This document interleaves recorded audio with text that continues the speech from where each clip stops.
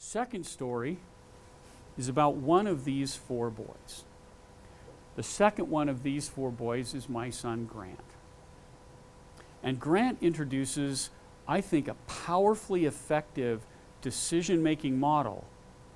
But as you'll see at the end, it also has a couple of drawbacks. So Grant, when he was about this age, about 7 or 8, my son Grant is an amazing kid. He's very, very frugal, so he saves a lot of money, and he's very, very meticulous in making decisions. So he will be very thorough in everything he does. So Grant, when he was about 7 or 8, had saved up some money, and he wanted to buy a toy called a Webkinz. Some of you might know what these are. They're like the computerized version of Cabbage Patch dolls. You would buy them. They're these little stuffed animals, different kinds of animals. And then you could go on the web and create a personal identity for them and give them a name and all sorts of things that when you're 7 or 8 are just a wonderful thing to have in a toy.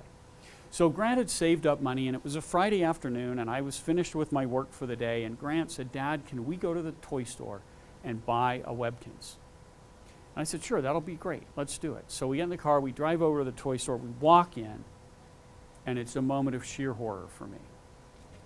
Because I looked over at the Webkinz display, and it was one of these real tall bins, about maybe this tall, with lots of different buckets, and they all spun around. You can imagine this. And they're full of different kinds of Webkinz, maybe like 100 in all. And I'm thinking, I know how this is going to play out. Grant will look at all 100 of them and make a decision. We're going to be here for a while. So he starts looking at the Webkinz, and I start walking around the store, and I play with a few toys, and I open a few puzzles, and I build a 1,000-piecer, and I do a bunch of things. And I go back and I check, and Grant, he's down to like 12. He's selected the 12 Webkinz that are in the running for the final purchase. So I go back now, and now I'm in the children's book section, pretty much read that section, come back, he's down to 6.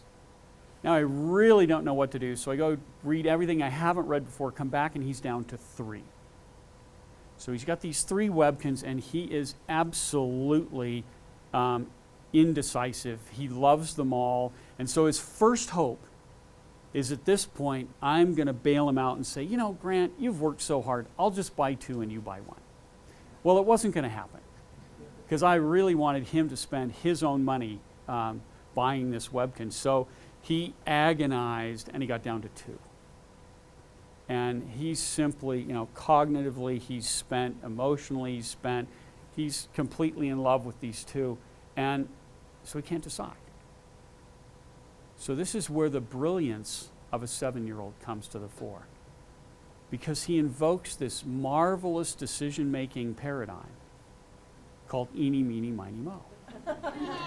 Which is, of course, how we all sorted out decisions that we didn't know how to make. So he starts Eeny, meeny, miny, mo. And there are, of course, a number of politically incorrect versions, so I'll try not to go too far into Eeny, meeny, miny, mo. But as I watch him progress, and remember, anytime you play Eeny, meeny, miny, mo, you get about halfway through, and all of a sudden, you realize which one you want. You just know which one you want, and then your mind is working so quickly to figure out, is your finger going to land on the one you want and you're saved, or are you going to end up buying the thing you don't want because you're bound by the honor code of Eeny, meeny, miny, mo? So, it's Eeny, meeny, miny, mo, catch a tiger by the toe, if you hollers, let him go, Eeny, meeny, miny, and then it's either mo, or it's my mother told me, and you just go on and on and on. And the longer it goes, at some point you move your hand twice during a syllable, so you get on the right cadence. And so he ends up with the Webkinz that he wants. And I realize Eeny, meeny, miny, mo is brilliant as a decision-making tool, because look how it resolved this issue for him. So the only 2 drawbacks of Eeny, meeny, miny, mo. Number 1, it really only works when you can't decide, when you have two alternatives that are so evenly matched that you really can't split them.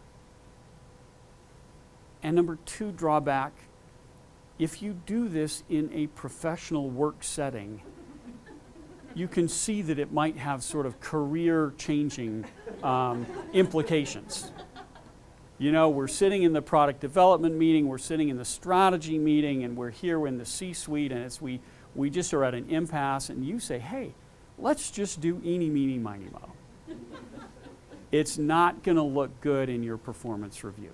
So that's eeny, meeny, miny, mo, but a great tool. So it's a great tool, hard to use,